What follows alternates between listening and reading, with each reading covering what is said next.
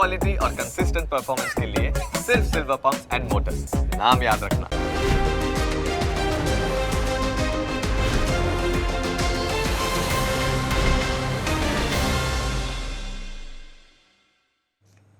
સ્વાગત છે આપ સૌનું બિઝનેસ કેપિટલના વીકલી એડિશનમાં. હું યોમિક આપની સાથે.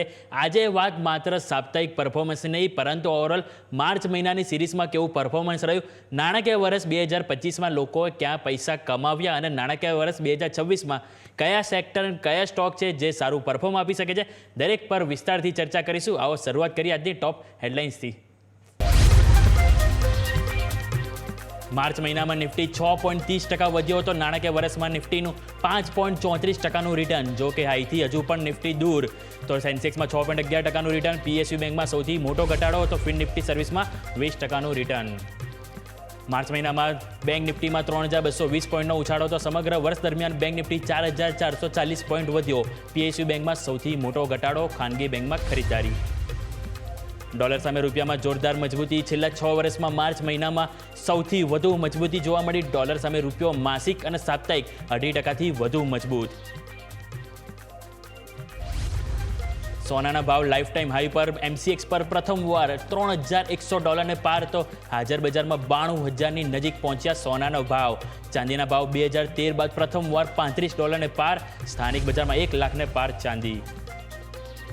વેનેઝુએલા પર અલગથી ટ્રમ્પની ટેરિફની જાહેરાતથી ક્રૂડના ભાવમાં તેજી. એમસીએક્સ પર ભાવ 1 મહિનાની ઊંચાઈ પર. તો આંતરરાષ્ટ્રીય બજારમાં બ્રેન્ટ ક્રૂડના ભાવ વધીને $74 નજીક.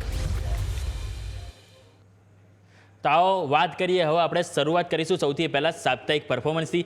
માર્ચ મહિનાના છેલ્લા અઠવાડિયામાં આપણને ખાસ એવી ઉથલપાથલ જોવા મળી. એક ટાઈમે આપણે જોઈએ તો માર્ચના મિડ સુધી આપણે નાણાકીય વર્ષમાં નેગેટિવ રિટર્ન હતું. એ જ ટાઈમે આપણે જોઈએ તો મિડ માર્ચમાં સારી એવી તેજી આવી અને આપણે ઓવરઓલ પોઝિટિવ રિટર્ન આપ્યા છે. હવે આપણે સાપ્તાહિક પરફોર્મન્સની વાત કરીએ તો સૌથી પહેલાં આપણે નજર આવે છે નિફ્ટી. નિફ્ટીમાં આપણે જોઈએ તો વીકલી આપણને પરફોર્મન્સ જોવા મળ્યું છે. 0.5%ની મજબૂતી જોવા મળી છે. સામે નજર કરીએ આપણે બેંક નિફ્ટી ઉપર તો ત્યાં પણ આપણને સારી એવી તેજી જોવા મળી છે અને ઓલમોસ્ટ 2% નજીક તેજી આપણને બેંક નિફ્ટીમાં જોવા મળી છે. ખાસ કરીને આપણને અહીંયાથી પ્રાઇવેટ બેંકનું સારું પરફોર્મન્સ જોવા મળ્યું. મિડકેપ અને સ્મોલ કેપમાં પણ સારી ખરીદારી જોવા મળી. મિડકેપે આપણે જોઈએ તો ઓવરઓલ સારી એવી તેજી શરૂઆતમાં આપી, પરંતુ એન્ડમાં થોડીક વેચવાલીને કારણે 5%ની નેગેટિવ રિટર્ન મિડકેપ 100 આપ્યું છે. સ્મોલ કેપમાં પણ જોઈએ ત્યાં આપણને 0.5%ની અહીંયાથી વેચવાલી જોવા મળી છે.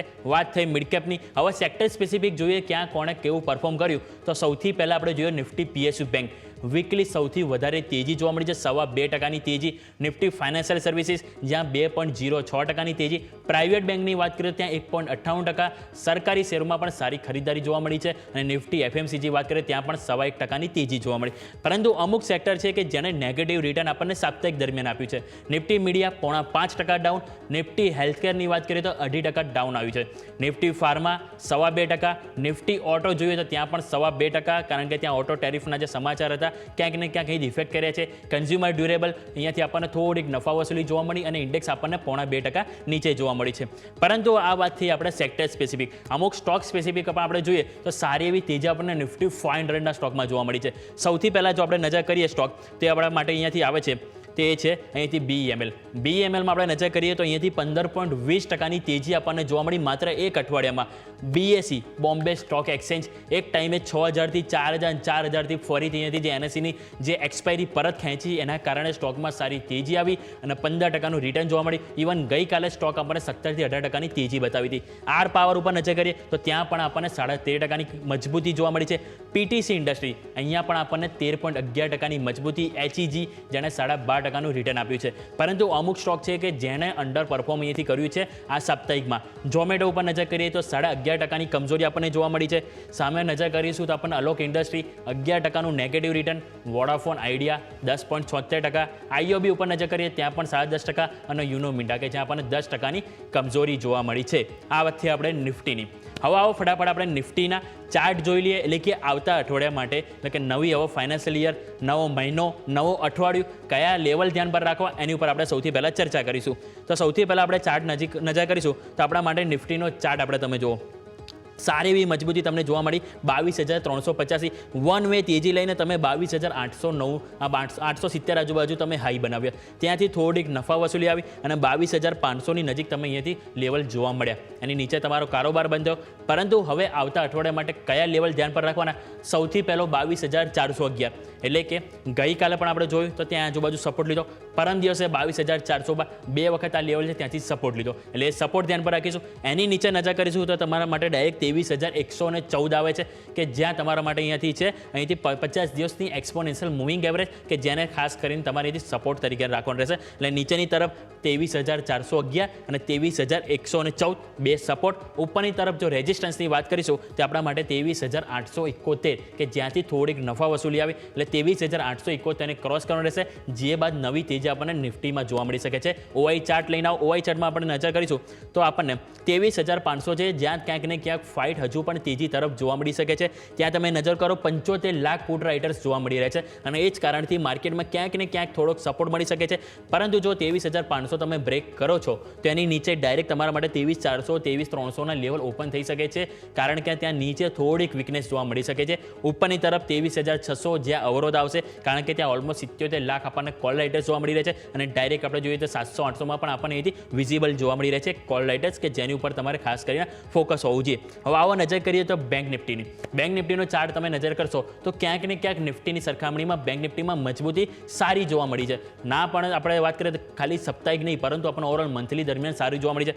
તમે નજર કરો તો ઓવરઓલ જે ફેબ્રુઆરીના હાઈ હતો એની નજીક તમે માર્ચમાં ક્લોઝિંગ આપ્યું નિફ્ટીમાં, પરંતુ બેંક નિફ્ટીમાં તમે ફેબ્રુઆરીના હાઈ વટાવી લીધા, 2025ના હાઈ ક્રોસ કરી લીધા અને તમે જુઓ તો 2025ના હાઈ હતા 51,689.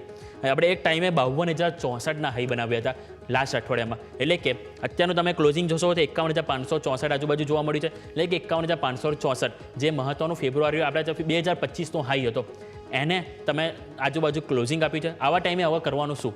તો સિમ્પલ લોજિક છે. 52,064 જે તમારા હાઈ બન્યા હતા લાસ્ટ વીકમાં એ તમારું એક રેઝિસ્ટન્સ છે. એને પાર તમે ક્લોઝ આપો છો ડેઇલી કેન્ડલમાં તો ફર્ધર વધારે તેજી જોવા મળી શકે. અને એક વધારે ઇન્ટરેસ્ટિંગ વસ્તુ આપણે ખાસ કરીને જોઈએ તો આપણને નિફ્ટીમાં એક સારી ઇનસાઇડ બાર પેટર્ન બનતી જોવા મળી છે. ડેઇલી ચાર્ટમાં નહીં પરંતુ મંથલી ચાર્ટમાં ઇનસાઇડ બાર પેટર્ન બની છે, એની ઉપર બ્રેકઆઉટ આવ્યું છે. એ જ કારણથી ઓવરઓલ વ્યૂ હજુ પણ પોઝિટિવ આપણને બેંક નિફ્ટીમાં જોવા મળી શકે. સપોર્ટની વાત કરીશું તો નીચે ડાયરેક્ટ આપણે 50,800 છે જે મહત્વનો સપોર્ટ છે, જે બ્રેક ના થવો જોઈએ. એની ઉપર રહે ત્યાં સુધી આપણને બાય ડીપ રણનીતિ જોવા મળી શકે છે. આવો ફટાફટ આપણે જોઈ લઈએ અહીંથી ઓઆઈ ચેન્જ શું કહી રહ્યું છે. તો ઓઆઈ ચેન્જ ઉપર આપણે નજર કરીશું તો ત્યાં આપણને 51,500નું એક લેવલ છે કે જ્યાં બંને હડલ જોવા મળી શકે છે. એટલે કે 51,500ની નીચે ક્યાંક ને ક્યાંક થોડી 51,000 તરફની ગેપ ઓપન થશે અને 51,500 વટાવી તો આગળ 52,000 છે જે આગળ એક આપણે લેવલ જોવાના રહેશે. એટલે ઓવરઓલ આપણે વાત થઈ ગઈ નિફ્ટી બેંક નિફ્ટી સાપ્તાહિક પરફોર્મન્સ. પરંતુ હવે નવા નાણાકીય વર્ષમાં આપણે એન્ટર થઈશું એટલે સ્વાભાવિક છે કે હવે લાસ્ટ 2024માં આપણે કેવું પરફોર્મન્સ રહ્યું, ક્યાં આપણે અહીંયાથી બાજી છોડીને ગયા, હવે ક્યાં બાજી લગાવી, એની ઉપર ખાસ કરીને વાત કરવી જોઈએ. તો આવો સૌથી પહેલાં જોઈ લઈએ પરફોર્મન્સ આપણને ઇન્ડેક્સ વાઇઝ અને સ્ટોક સ્પેસિફિક ક્યાં જોવા મળ્યું. તો સૌથી પહેલાં આપણે જો નજર કરીશું તો ઇન્ડેક્સ સ્પેસિફિક આપણે યરલી અહીંથી 5.34% રિટર્ન આપણને નિફ્ટી આપ્યું છે નાણાકીય વર્ષ 2024-25માં. બેંક નિફ્ટીમાં નજર કરો 9.5% અહીંયાથી આપણને રિટર્ન જોવા મળે છે. નિફ્ટીની સરખામણીમાં 4% વધારે છે. બીજું જોઈએ તો મિડ કેપમાં આપણને 7.5% પોઝિટિવ રિટર્ન અને સ્મોલ કેપમાં પણ આપણને 5.5%ની અહીંથી મજબૂતી જોવા મળી છે વાર્ષિક દરમિયાન. હવે આપણે વાત કરીએ સેક્ટર સ્પેસિફિક. સૌથી વધારે સ્ટોક ચાલ્યો હોય તો એ છે ફાઇનાન્સ સ્ટોક. એ જ કારણથી નિફ્ટી ફાઇનાન્શિયલ સર્વિસીસે આપણને 49 પોઈન્ટ શૂટ થશે, એટલે ઓલમોસ્ટ 19.5% રિટર્ન આપ્યું છે. નિફ્ટી હેલ્થકેર નજર કરો તો ત્યાં પણ તમને અહીંથી 13.5% રિટર્ન જોવા મળ્યું છે. નિફ્ટી કન્ઝ્યુમર ડ્યુરેબલ અહીંયા પણ આપણને હવે ગરમી સિઝન આવે છે એટલે આ બધા સ્ટોક છે કે સારું રિટર્ન હવે આપી રહ્યા છે. 10.5%ની તેજી છે. મેટલ સેક્ટર એમાં પણ તેજીની ચમક જોવા મળી નાણાકીય વર્ષ દરમિયાન આપણને 10%થી વધારે રિટર્ન. અને લાસ્ટ વાત કરીશું પ્રાઇવેટ બેંક, ત્યાં પણ 9%થી વધુ રિટર્ન જોવા મળી છે. પરંતુ અમુક સ્ટોક સેક્ટર છે કે જેને નેગેટિવ રિટર્ન આપ્યું છે ઓવરઓલ એક વર્ષ દરમિયાન. તો વાત કરીએ નિફ્ટી મીડિયા 17% નેગેટિવ રિટર્ન.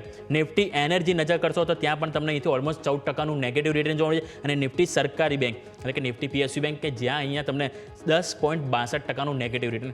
એક બાજુ પ્રાઇવેટે 9.5% પોઝિટિવ રિટર્ન અને સરકારી બેંકો છે જે દબાણમાં જોવા મળી આ નાણાકીય વર્ષ અને જેમાં આપણને અહીંથી 10.62%નું નેગેટિવ રિટર્ન જોવા મળ્યું છે. એટલે ઓવરઓલ આપણે વાત થઈ 2024ની સાપ્તાહિક દરમિયાન કે કઈ રીતનું કેવું પરફોર્મન્સ રહ્યું છે એની વાત કરી. હવે ફટાફટ એક બ્રેક લઈ લઈએ અને બ્રેક બાદ હવે આપણે વાત કરીશું કે ગ્લોબલ બજારથી શું ક્યુઝ છે આવતી ઇવેન્ટમાં. એટલે કે આવતા હવે આપણે વાત કરીશું કઈ કઈ ઇવેન્ટો છે જે માર્કેટને ઇફેક્ટ કરી શકે છે, કયા બ્રોકરેજ રિપોર્ટ છે જે ધ્યાન પર રાખવાના રહેશે અને કયા વીકલી સ્ટોકઆઉટ બ્રેકઆઉટ સ્ટોક છે દરેક પર ચર્ચા કરીએ. આવો એક બ્રેક લઈએ.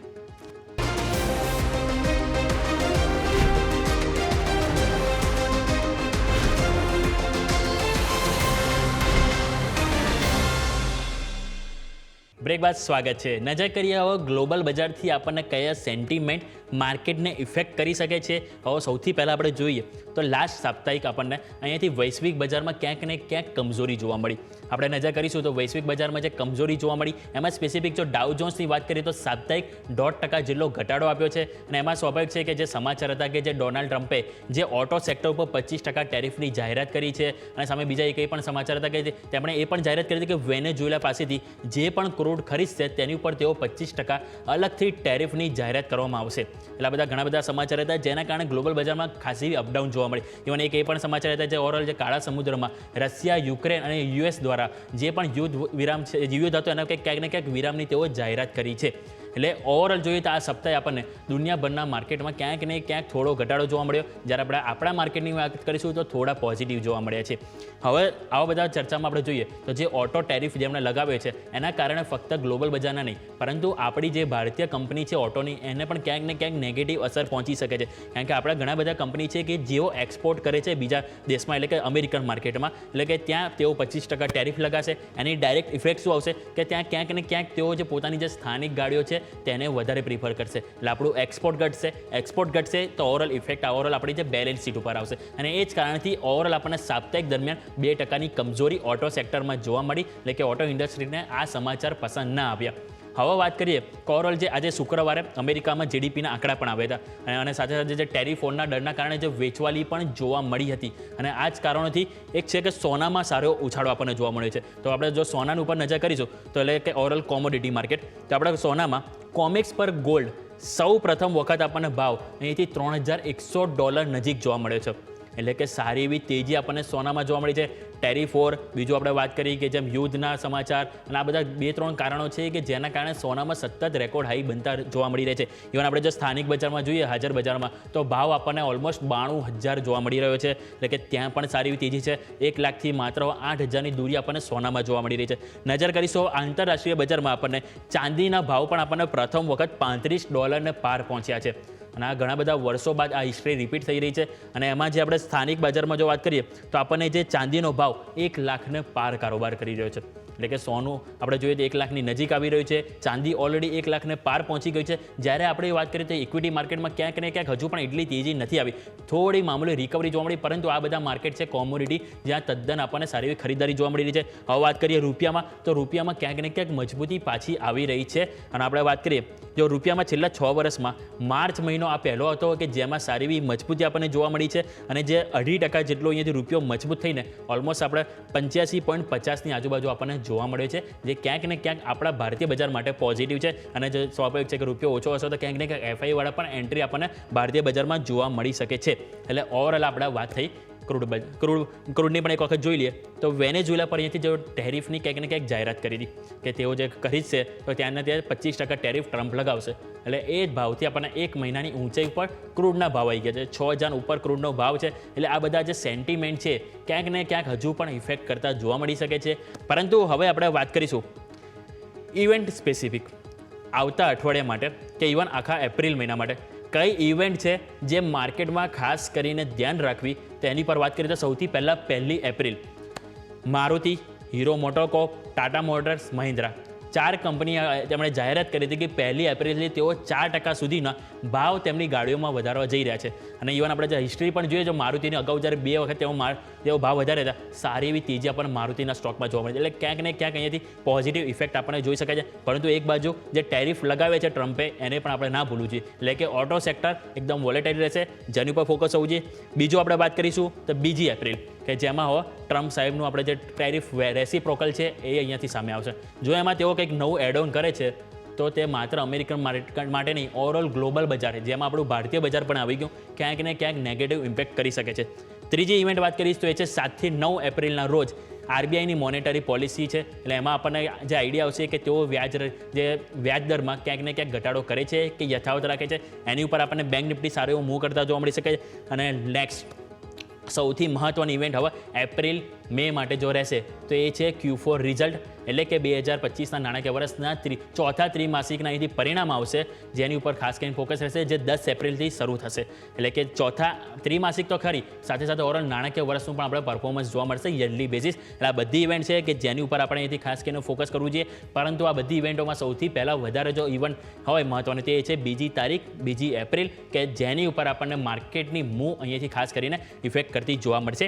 ઓવરઓલ વાત થઈ ઇવેન્ટ. હવે આપણે એક બ્રેક લઈશું. બ્રેક બાદ બ્રોકરેજ હાઉસ તરફથી ઘણા બધા રેટિંગ અપડેટ આપવામાં આવે છે, ઘણી બધી જગ્યાએ ખરીદી કરવામાં આવી છે, ટાર્ગેટ અપડેટ આપવામાં આવી છે, અને હું 3 થી 4 સ્ટોક તમારા માટે લઈને આવ્યો છું કે જે સારું એવું વીકલી બ્રેકઆઉટ જોવા મળે છે, સારી એવી તેજી બતાવી રહ્યું છે. દરેક પર ચર્ચા કરીએ. આવો એક બ્રેક લઈએ.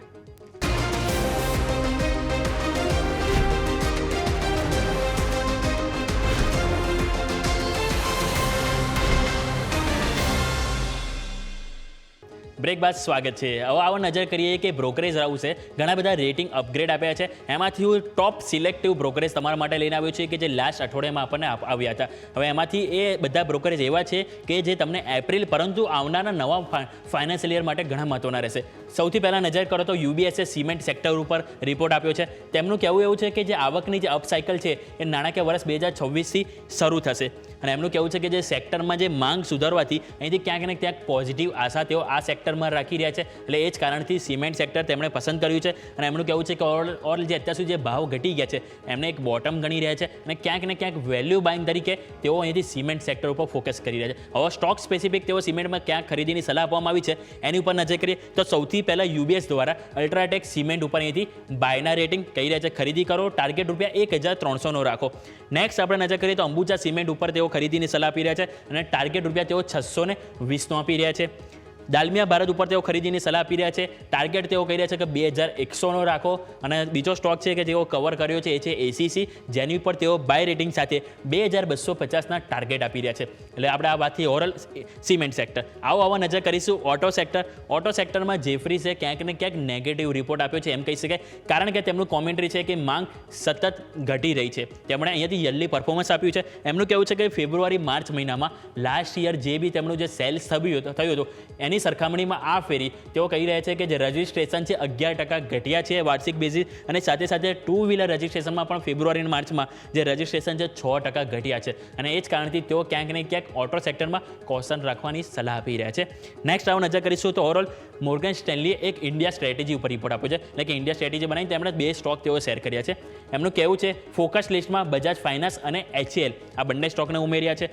શા માટે? તો તેઓ કહી રહ્યા છે કે જે લાર્જ કેપમાં એનબીએફસી છે, એનબીએફસીમાં તેમાં તેમના બજાજ ફાઇનાન્સ વધારે પસંદ છે, સારો એટ્રેક્ટિવ લાગી રહ્યો છે, એ કારણથી તેઓ પસંદ કર્યો છે. અને HCL એટલે કે હિન્દુસ્તાન એરોનોટિક્સ લિમિટેડ, એમની પાછળ તેમનું કહેવું છે કે ભારતની જે વિમાન અપગ્રેડેશન સાયકલ છે તેનાથી ક્યાંક ને ક્યાંક ફાયદો આ કંપનીને થશે. એ જ કારણથી તેઓ HCLને પણ અહીંથી ફોકસમાં કરી રહ્યા છે અને તમારા વોચલિસ્ટમાં એડ કરવો જોઈએ. હવે ગોલ્ડમેન સેસે ટોપ 10 આઈડિયા આપે છે ઇન્વેસ્ટમેન્ટ પીક તરીકે, તો એની પર નજર કરીશું. તો તેઓ વાત કરીએ તો HDFC બેંક, એવું સ્મોલ ફાઇનાન્સ બેંક, આ 2 સ્ટોક છે ફાઇનાન્સ સેક્ટરથી કે જેની ઉપર તેઓ ફોકસ કરવાની સલાહ આપી રહ્યા છે. બીજા વાત કરીએ તો આપણને MNM એટલે કે MN ઉપર તેઓ ખરીદવાની સલાહ આપી રહ્યા છે. સામે જે અનલિસ્ટેડ શેર છે મેક માય ટ્રીપ કે જેની ઉપર પણ તેઓ અહીંથી ફોકસ કરી રહ્યા છે. ઇન્ટરગ્લોબ એવિએશન એટલે કે ઇન્ડિગો એટલે કે એવિએશન સેક્ટરથી તેઓ આ સ્ટોક છે કે જેમાં તેઓ અહીંયાથી ઇન્વેસ્ટમેન્ટ કરવાની સલાહ આપી રહ્યા છે. બીજું વાત કરીએ તો અદાણી પોર્ટ્સ અને પાવર ગ્રીડ કે જેમણે પોતાના અહીંયાથી ટોપ 10 આઈડિયામાં તેઓ અહીંયાથી એડ ઓન કર્યા છે. અને જો લાસ્ટ વાત કરું તો અપોલો હોસ્પિટલ, ટાઇટન અને GCPL આ 3 સ્ટોક છે કે જેની સાથે તેમના જે ટોપ 10 આઈડિયા પીક છે અહીંયા સમાવેશ થતો જોવા મળી રહ્યો છે કે જેની ઉપર ફોકસ કરીશું. હવે એરલાઇન સેક્ટર ઉપર જોઈશું. જેફરીઝ તરફથી એરલાઇન ઉપર શું કહેવામાં આવ્યું છે? ઇન્ડિગો અને એર ઇન્ડિયા આ 2 સ્ટોક છે કે જેમને અહીંયાથી કહેવામાં આવ્યું છે કે ઉનાળામાં અહીંયાથી લાભ અહીંયાથી મળ્યો છે અગાઉ અને હજુ પણ મળશે. એ જ કારણથી તેઓ આ બંને સ્ટોક ઉપર પોઝિટિવ છે. સાથે તેઓ કહી રહ્યા છે કે બંને કંપનીઓના જે સ્થાનિક કારોબારમાં અહીંથી 8 થી 9% વધારો થશે. એટલે કે યર ઓવરઓલ ઇન્ડિયાના બિઝનેસ ઉપર તેઓ અહીંયાથી પોઝિટિવ છે. અને જે તેમનું કહેવું છે કે સ્પાઇસજેટના જે ડિપાર્ચર હોય છે એ ક્યાંક ને ક્યાંક ઘટ્યા છે, અને એ જ કારણથી તેઓ અહીંયાથી ક્યાંક ને ક્યાંક થોડો પોઝિટિવ નથી. અને આકાશ અને સાથે સાથે આકાશ એર કે જેના ડિપાર્ચર વધ્યા છે એટલે ત્યાં તેઓ પોઝિટિવ છે. પરંતુ ખાસ કરીને તેઓ અહીંયાથી ઇન્ડિગો અને એર ઇન્ડિયા બંને સ્ટોક અહીંયાથી ફોકસમાં રાખવા જોઈએ. હવે વાત કરીશું આપણે નેક્સ્ટ તો અહીંયાથી સિમેન્ટ, મેટલ અને માઇનિંગ કે જેની ઉપર સિટી દ્વારા રિપોર્ટ આપવામાં આવ્યો છે. તેઓ કહી રહ્યા છે કે સિમેન્ટની સરખામણીમાં મેટલ તેમને વધુ પસંદ છે.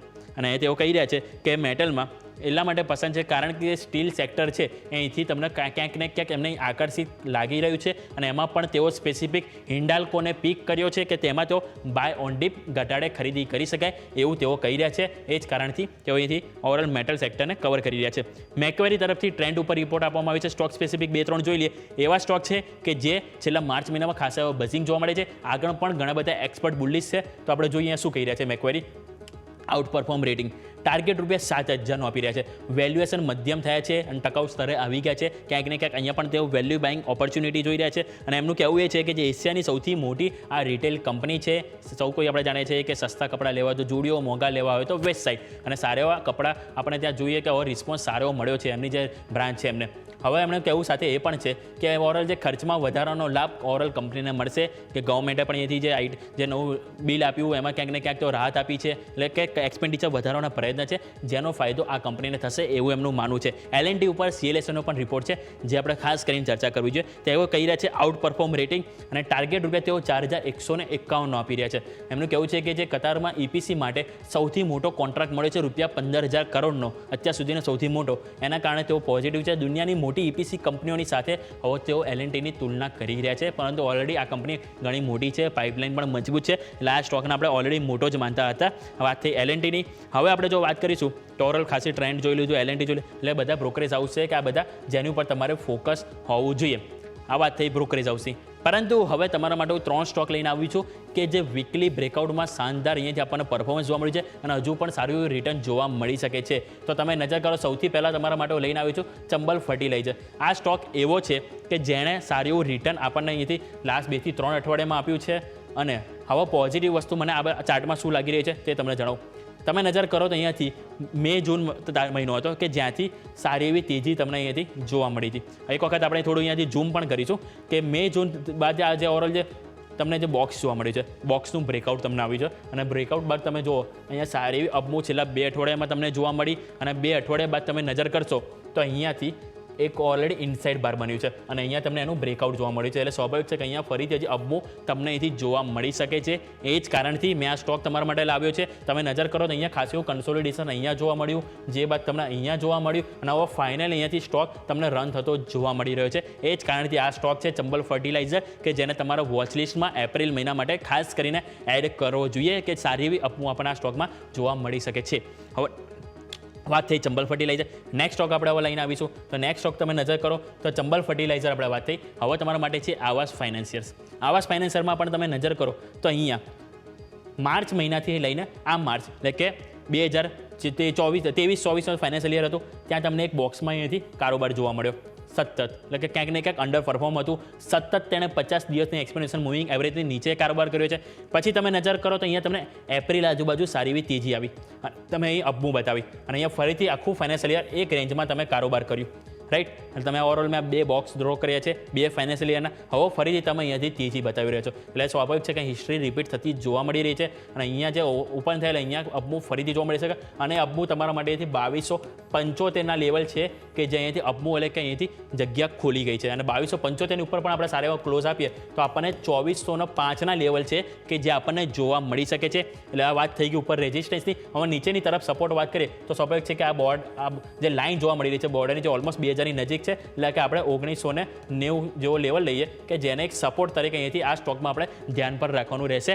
વાત થઈ આવાસ ફાઇનાન્સની કે જેની ઉપર તમારે ફોકસ હોવું જોઈએ. હવે બીજો એક સ્ટોક છે કે જે તમારી સાથે હું ચર્ચા કરવા માગું છું, તે તમારા માટે હું લઈને આવીશું. એ છે શ્રી સિમેન્ટ. આ શ્રી સિમેન્ટ છે કે જેની ઉપર અહીંયાથી લાસ્ટ વીક પણ ઘણા બ્રોકરેજ હાઉસ અહીંયાથી પોઝિટિવ થયા છે, તેમણે અહીંથી પોઝિટિવ રેટિંગ આપ્યા છે. હવે આપણે જોઈએ તો સ્ટોક અત્યારે 30,000 આજુબાજુ છે. ઓલરેડી બ્રોકરેજ હાઉસે 32,000 ઉપરના ટાર્ગેટ આ સ્ટોકમાં અહીંથી અઝ્યુમ કર્યા છે.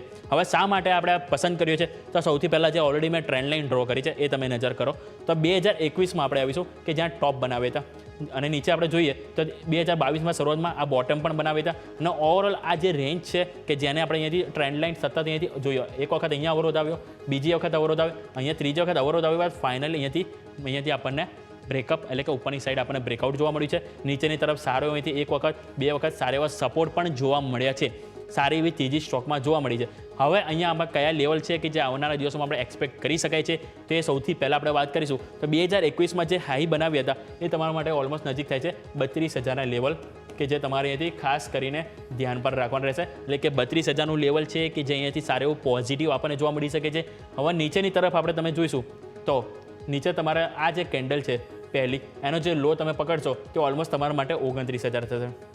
એટલે કે 29,000 સપોર્ટ થયો, 32,000 છે જે એક રેઝિસ્ટન્સ, એટલે કે આ લેવલ છે કે જે આપણને એક આવનારા દિવસોમાં જોવા મળી શકે છે. એટલે કે સારી એવી અપમૂવ આપણના સ્ટોકમાં જોવા મળી શકે છે. અને ઇવન તમે જુઓ તો ઘણા બધા દિવસો હતા, ઇવન 2022થી લઈને 2024 સુધી તમે નજર કરો, 2025થી શરૂઆત થઈ કે ત્યાં સુધી તમને સતત 3 વર્ષ આ એક રેન્જમાં સ્ટોક જોવા મળ્યો, 22,000થી 30,000, એટલે કે 8,000ની રેન્જમાં આપણને સ્ટોક જોવા મળ્યો છે. એટલે કે સારી એવી અપમૂવ આપણને આ સ્ટોકમાં પણ જોવા મળી છે. એટલે કે આપણે 3 સ્ટોક ચર્ચા કરી. એક વાત કરીએ આપણે ચંબલ ફર્ટિલાઇઝર, આવાસ ફાઇનાન્સર, અને ત્રીજો સ્ટોક આપણે વાત કરીએ શ્રી સિમેન્ટ, કે જે 3 સ્ટોક છે કે જેમાં આપણને ક્યાંક ને ક્યાંક સારું એવું બ્રેકઆઉટ આવ્યું છે, જેમાં અપમૂવ હજી જોવા મળી શકે. આ 3 સ્ટોક છે જે તમે ખાસ કરીને વોચ લિસ્ટમાં એડ કરજો. આજે આપણે ઘણી બધી ચર્ચા કરી, વાત કરી સાપ્તાહિક પરફોર્મન્સ, નાણાકીય વર્ષનું પરફોર્મન્સ કેવું રહ્યું, કયા સેક્ટર જેવો ધ્યાન પર રાખવાના, કઈ ઇવેન્ટ છે જે ધ્યાન પર રાખવી, કયા બ્રોકરેજ હાઉસ છે કે જે પોઝિટિવ રિટર્ન અહીંયાથી જો આપ્યા છે તેઓ, અને સાથે સાથે આપણે વાત કરી ચાર્ટની. એટલે કે દરેક ઉપર આપણે ખાસ કરીને ફોકસ કરીશું. તો આ સાથે બસ આટલું જ. મને યોમિકા આપશો રજા, અને આગળના અપડેટ્સ માટે જોતા રહો ન્યૂઝ કેપિટલ ગુજરાત.